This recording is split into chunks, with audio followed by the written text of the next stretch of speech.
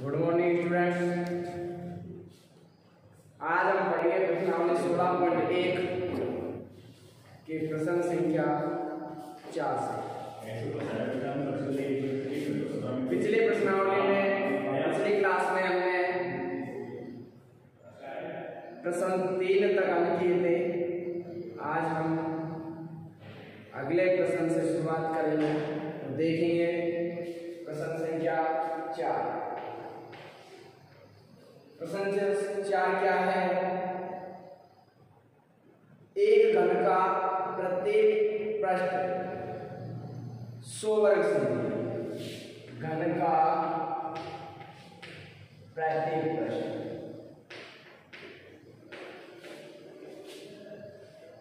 का क्षेत्र, घन के प्रत्येक पृष्ठ का क्षेत्रफल, और घन के प्रत्येक पृष्ठ का क्षेत्रफल हमें दे रखा है 100 वर्ग सेमी अर्थात सेंटीमीटर स्क्वायर। ये दे रखा है यदि आधार के समांतर, आधार का मतलब समतल के समांतर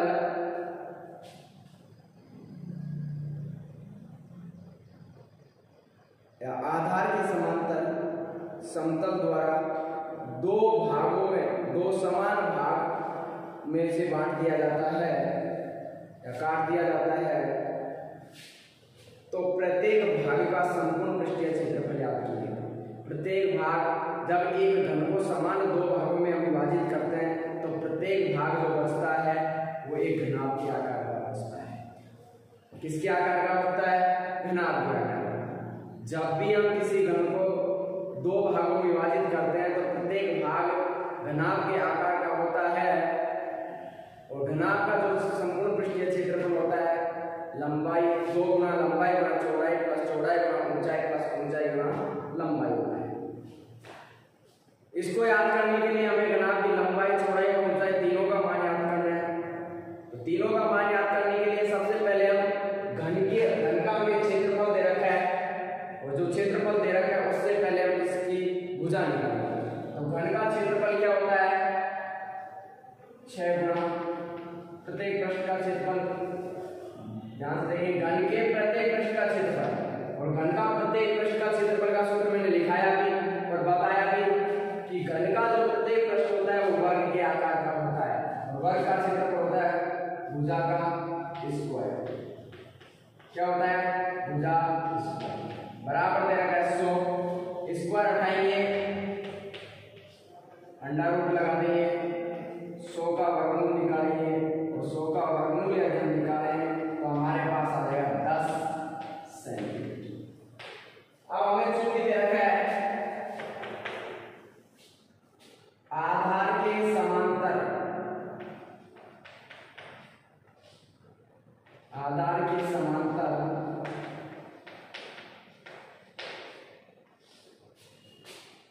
आधार के समांतर समतल द्वारा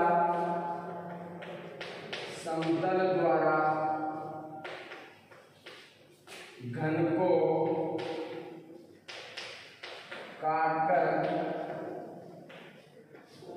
समान दो भाग किए जाते हैं, समान दो भाग किए जाते हैं।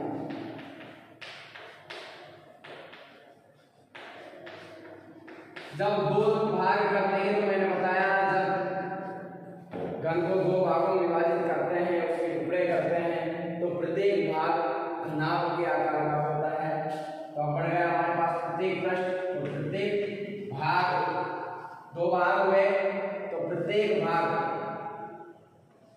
की लंबाई क्या होगी? समतल के समांतर काटने से ये मान लीजिए इस प्रकार, इसको इस प्रकार से काटेंगे। समतल ये होता है नीचे वाला सर, इसको यहाँ से काटेंगे, यहाँ से काटेंगे तो इसकी ऊंचाई क्या हो जाएगी? समान दो भागों में बढ़ जाएगी। लंबाई और चौड़ाई क्या रहेगी? समान रहेगी। तो लंबाई हुई रहेगी कितनी?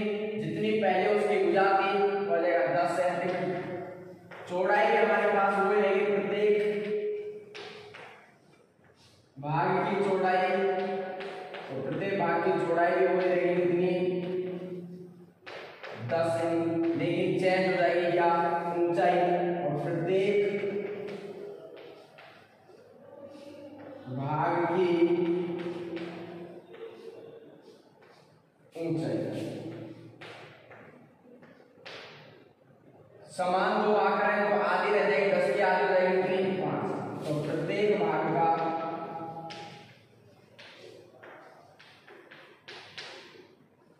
संपूर्ण पृष्ठीय क्षेत्रफल, संपूर्ण पृष्ठीय क्षेत्रफल, और संपूर्ण पृष्ठीय क्षेत्रफल होगा तो सभी जानते हैं क्या होता है, 2 गुणा लंबाई गुणा चौड़ाई प्लस चौड़ाई गुणा ऊंचाई प्लस ऊंचाई गुणा लंबाई, ये होता है।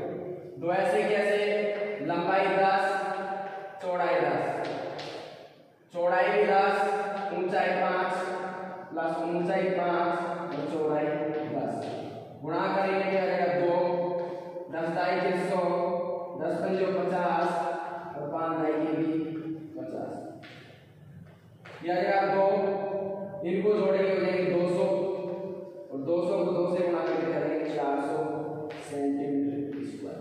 अतः प्रत्येक भाग का संपूर्ण पृष्ठीय क्षेत्रफल हमारे पास क्या आ गया, 400 सेंटीमीटर स्क्वायर। एक बार और देखेंगे, हमें दे रखा है घन के प्रत्येक पृष्ठ का क्षेत्रफल दे रखा है 100 सेंटीमीटर स्क्वायर।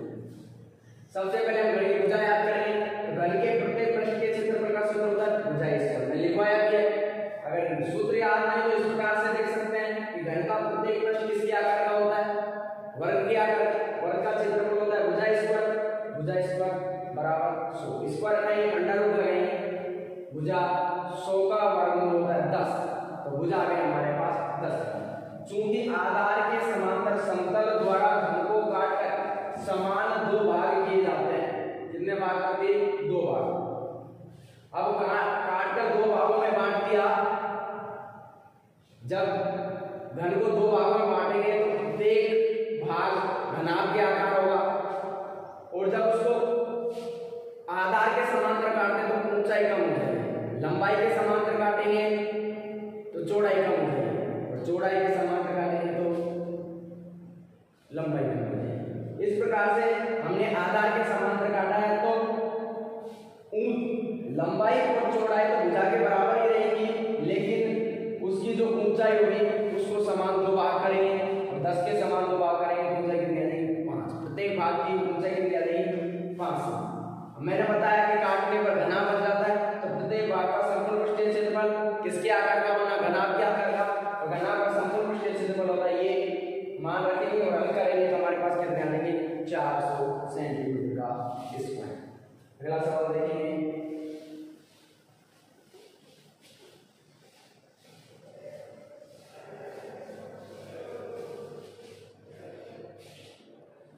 अगला सवाल है 5वां,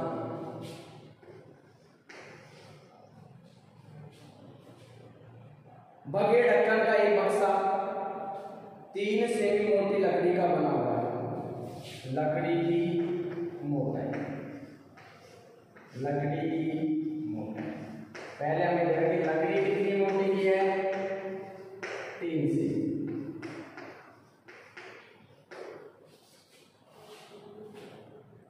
आगे दे रखा है इसकी बाहरी लंबाई, तो बक्से की बाहरी लंबाई चौड़ाई ऊंचाई की जगह मैं डायरेक्ट लिखता हूं बाहरी विमाई, बाहरी विमाई में आ जाएगी लंबाई चौड़ाई ऊंचाई। बाहरी दे रखी है हमें क्या, 146 सेमी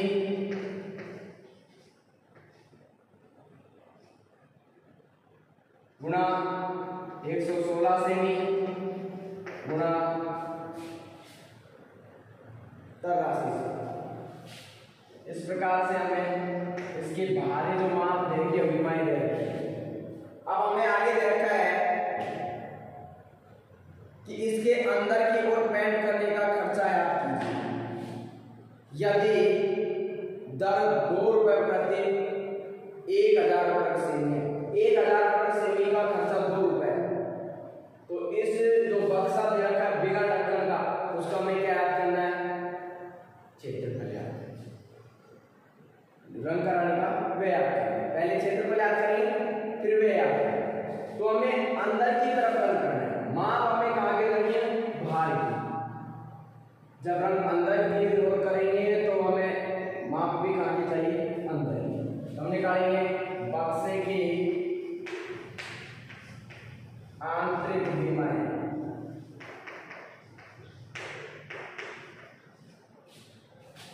आंतरिक विमाएं, आंतरिक विमाएं निकालेंगे तो देखिए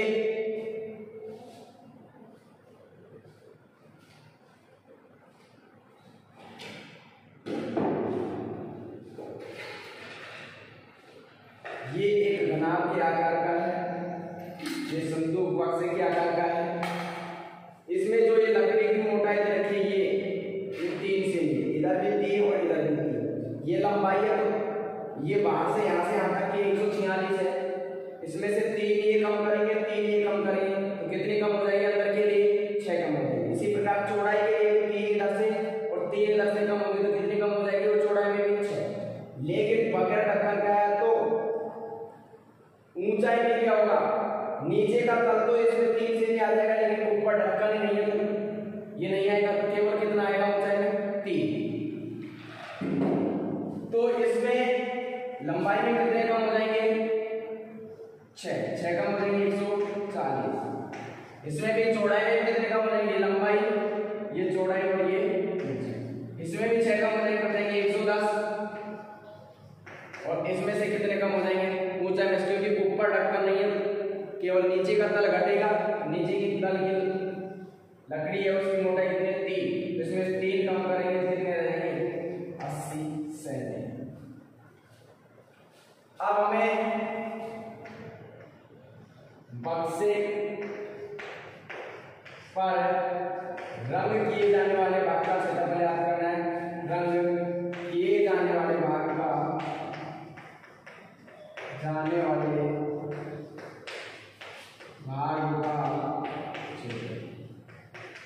हमें रंग कहाँ करना है?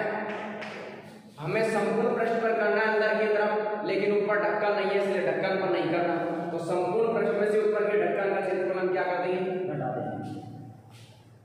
तो संपूर्ण पृष्ठ क्या होगा? बक्से का संपूर्ण पृष्ठीय क्षेत्रफल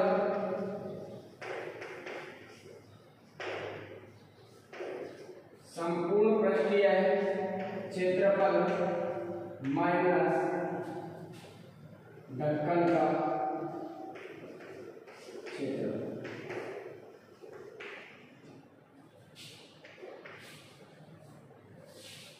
बक्से का संपूर्ण पृष्ठीय क्षेत्र, बक्सा होता है लंबाई चौड़ाई ऊंचाई तीनों अलग अलग है, इसलिए इसकी क्या हो जाएगी? घनाभ। घनाभ का संपूर्ण पृष्ठीय क्षेत्रफल लंबाई गुणा चौड़ाई प्लस चौड़ाई गुणा ऊंचाई प्लस ऊंचाई गुणा लंबाई माइनस ढक्कन का क्षेत्रफल। ढक्कन का क्षेत्रफल, ढक्कन एक पृष्ठ हो गया घनाभ का, और घनाभ के प्रत्येक पृष्ठ आयत के आकार का होता है और आयत का क्षेत्रफल होगा लंबाई गुणा चौड़ाई। ऊपर का जब ढक्कन घटाए तो ऊपर आ जाएगा लंबाई और चौड़ाई, जैसे लंबाई गुणा चौड़ाई। दो ऐसे कैसे? लंबाई कितनी है? 140 गुणा चौड़ाई कितनी है? 110 प्लस चौड़ाई 110 गुणा ऊंचाई कितनी है? 80 प्लस ऊंचाई कितनी है? 80 तो लंबाई कितनी है? 140। इसी प्रकार लंबाई 140 और चौड़ाई 110। 2 गुणा, इनको गुणा करेंगे 15,400, इनको गुणा करेंगे 8800 और इनको करेंगे 12,800। इनको करेंगे तो गुणा करेंगे 15,400। दो ऐसे कैसे? इनको जोड़ेंगे या 11,200, इनको जोड़ेंगे तो हो जाएगी 20, 35, 400। 35,400 माइनस 15,400,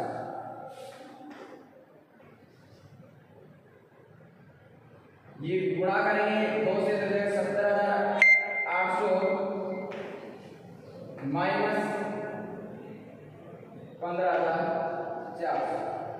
इनको घटाएंगे, या देंगे 55,400 सेंटीमीटर स्क्वायर। तो इसका संपूर्ण पृष्ठीय क्षेत्रफल क्या आ गया? 55,400 सेंटीमीटर स्क्वायर।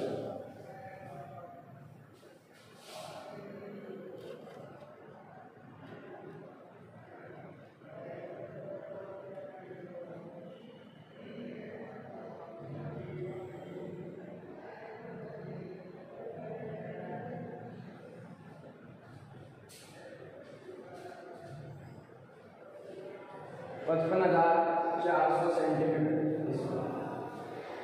अब हम इस पर रंग कराने का है, तो बक्से पर है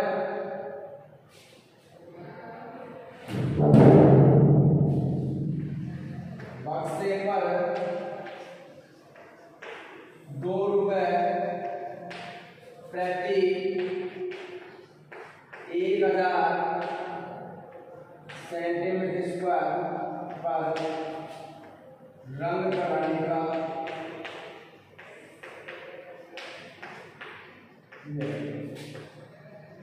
व्यय निकालेंगे। 55,400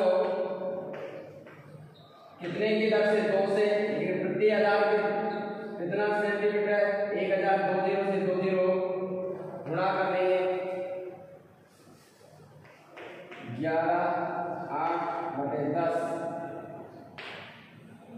1108/10 एक संख्या छोड़ के गुण लगा देंगे 110.8 मीटर। तो बक्से पर रंग कराने का व्यय कितना आ गया? 110.8। देखिए लकड़ी की मोटाई देखिए में 3 सेंटीमीटर, बक्से की बाहर की जो विमाएं देखिए में 146 सेंटीमीटर, 116 सेंटीमीटर और 83 सेंटीमीटर। बक्से की आंतरिक विमाएं निकालेंगे, लंबाई और चौड़ाई में से 6 से कम रहेगी, क्योंकि इधर भी 3 सेमी की मोटाई की लकड़ी लगी हुई है, इधर भी इसी प्रकार इधर भी 3 सेमी मोटाई की लकड़ी लगी हुई है, इधर भी 3 इधर 3 इधर 6, चौड़ाई में 3 इधर 3 इधर 6, तो 6 से कम हो जाएंगे कितने? 140, इधर बचेंगे 110। इसी प्रकार इसमें करेंगे ऊंचाई, लेकिन ऊंचाई में ऊपर का ढक्कन नहीं है, तो ऊपर के 3 सेमी नहीं घटेंगे, केवल नीचे के घटेंगे 3, तो 3 ही घटाएंगे, कितने बचेंगे? 80 सेंटीमीटर। आंतरिक विमाएं क्यों निकालेंगे? क्योंकि हमें रंग करना है वो अंदर की तरफ करना है, तो बक्से पर रंग किए जाने वाले भाग का क्षेत्रफल निकालेंगे। रंग किए जाने वाले भाग का क्षेत्रफल कैसे निकालेंगे? इस संपूर्ण पृष्ठीय क्षेत्रफल में से ऊपर का ढक्कन नहीं है, तो ढक्कन का क्षेत्रफल क्या करते हैं? घटा देंगे। तो बक्से का संपूर्ण पृष्ठीय क्षेत्रफल माइनस ढक्कन का क्षेत्रफल। बक्सा घनाभ क्या करेगा? घनाभ का संपूर्ण पृष्ठीय क्षेत्रफल होता है ये, और ढक्कन होता है किसके आकार का? घन के प्रत्येक पृष्ठ, घन का प्रत्येक पृष्ठ होता है आयत के आकार का, आयत का सूत्र लंबाई गुणा चौड़ाई। तो ऐसे कैसे मान रखिए, ये आया लंबाई गुणा चौड़ाई, लंबाई 140, चौड़ाई, इसको गुणा करेंगे 15,400, इसको गुणा करेंगे 8800, इसको गुणा करेंगे 11,200, उनको गुणा करेंगे 15,400। तो ऐसे कैसे इनको जोड़ेंगे? 35,400 फिर 15,400, इन दोनों गुणा करेंगे 17,800, 15,400 घटाएंगे बचेंगे 55,400। तो बक्से पर ₹2 प्रति 1000 सेंटीमीटर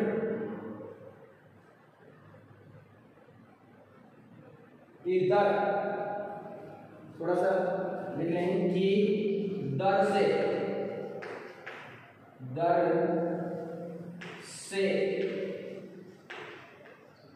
रंग कराने का व्यय। क्षेत्रफल कितना है? 55,400, कितने रुपए की दर है? 2, और प्रति कितना सेंटीमीटर है? 1000। 2 से गुणा करें 1000 का भाग में 2 0 से 2 0 कट जाएगी, 2 से इसको गुणा करें 1108 बटे नीचे कितने बचेगा? 10, 1 0 एक संख्या छोड़ के पूर्ण लगाएंगे तो खर्चा आ जाएगा कितना हमारे पास रंग कराने का? 10,110.8 रुपए। अगला प्रश्न देखिए,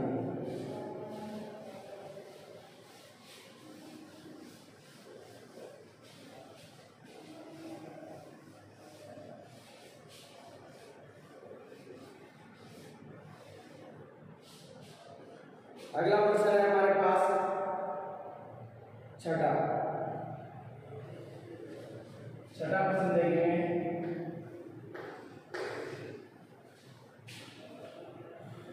एक घनाभ घनाभ की लंबाई चौड़ाई और ऊंचाई का योग 19 डिग्री।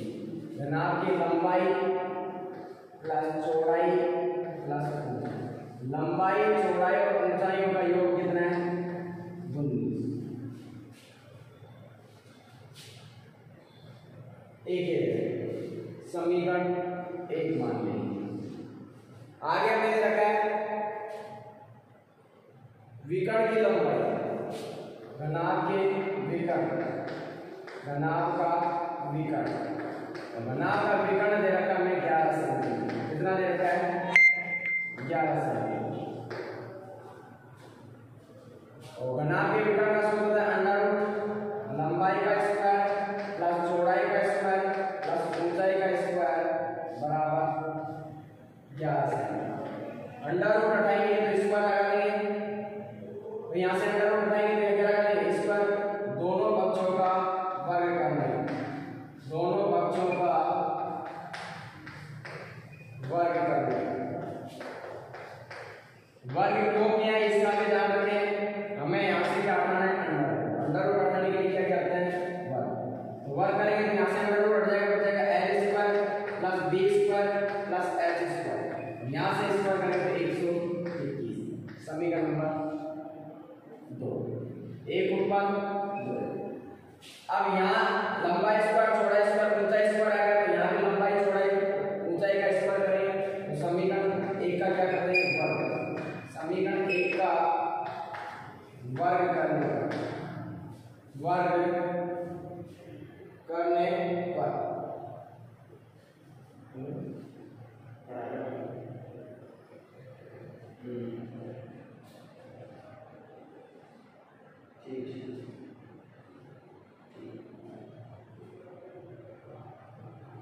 समीकरण 1 का वर्ग करेंगे और समीकरण 1 का वर्ग करने पर, समीकरण 1 का वर्ग करेंगे तो जाएगा लंबाई प्लस चौड़ाई प्लस ऊंचाई का होल स्क्वायर बराबर 19 का होल स्क्वायर। दोनों पक्षों का क्या कर दिया? स्क्वायर करेंगे तो a plus b plus c का होल स्क्वायर, और a plus b plus c का होल स्क्वायर क्या होता है? a square plus B square plus C square plus 2 A B C और सी।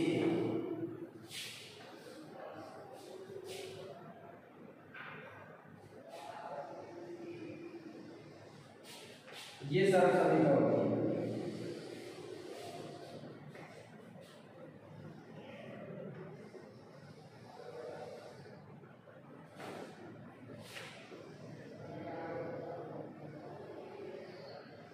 ये सब समीकरण इसके रूप में खोलना है। तो a के स्थान पर हमारे पास l का स्क्वायर, b के स्थान पर b, c के स्थान पर h तो h का स्क्वायर, c प्रकार प्लस 2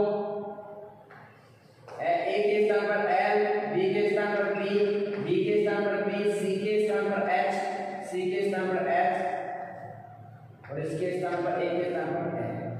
19 का स्क्वायर करेंगे तो आ जाएगा 361 सेंटीमीटर। 361 लिख लीजिए। समीकरण 2 से मान रख लीजिए, समीकरण 2 से मान रखने का, समीकरण 2 से मान रखेंगे तो देखेंगे समीकरण 2 में लंबाई स्क्वायर प्लस चौड़ाई स्क्वायर प्लस ऊंचाई स्क्वायर तीनों का योग कितना? 121। लंबाई स्क्वायर प्लस चौड़ाई स्क्वायर प्लस ऊंचाई स्क्वायर इनकी जगह हम लिख सकते हैं 121 प्लस 2 गुना लंबाई गुना चौड़ाई प्लस चौड़ाई गुना ऊंचाई प्लस ऊंचाई गुना लंबाई बराबर कितने? 361। 121 को इधर भेजेंगे तो हमारे पास हो जाएगा 2 गुना लंबाई गुना चौड़ाई प्लस चौड़ाई गुना ऊंचाई प्लस ऊंचाई गुना लंबाई तो 361। 121 में इधर भेज देते हैं, किसको हो गया माइनस। हमारे पास बच गया 2 गुना लंबाई गुना चौड़ाई प्लस चौड़ाई गुना ऊंचाई प्लस ऊंचाई गुना लंबाई और इनको घटाएंगे तो बचेंगे 240। और ये सूत्र किसका है? घनाभ का संपूर्ण पृष्ठीय क्षेत्र। तो घनाभ का संपूर्ण पृष्ठीय क्षेत्र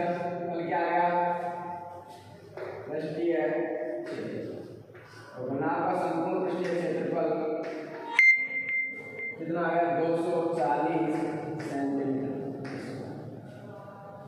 बता रहे।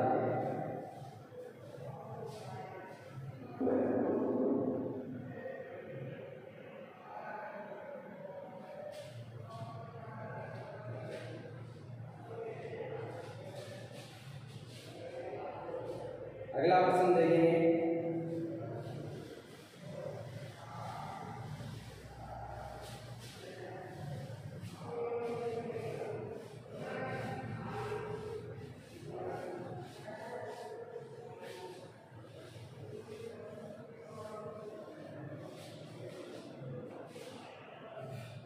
देखिए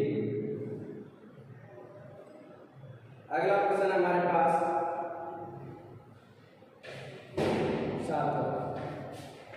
सातवां प्रश्न क्या है हमारे पास। 6 मीटर भुजा वाले एक वर्गाकार फर्श के कमरे में 180 घन मीटर हवा है, कमरे की ऊंचाई आपकी। तो वर्गाकार फर्श की भुजा कितनी है? वर्गाकार फर्श की भुजा, और वर्गाकार फर्श की भुजा में कितनी रखी है? 6 मीटर। अभी इसके अंदर जो हवा भरी हुई है कमरे के अंदर, उसका आयतन हमें दे रखा है 180। तो कमरे में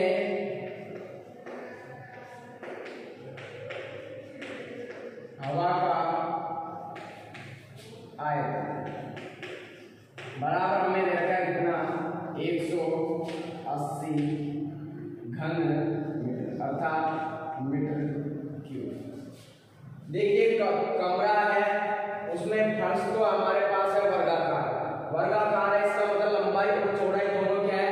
लंबाई और चौड़ाई दोनों का मान क्या होगा? समान। क्योंकि फर्श है वो किसके आकार की है? वर्गाकार। और वर्ग में क्या होता है? लंबाई और चौड़ाई दोनों की होती है समान। अब जब ये कमरे की फर्श है तो इसमें चौड़ाई क्या होगी? अलग होगी।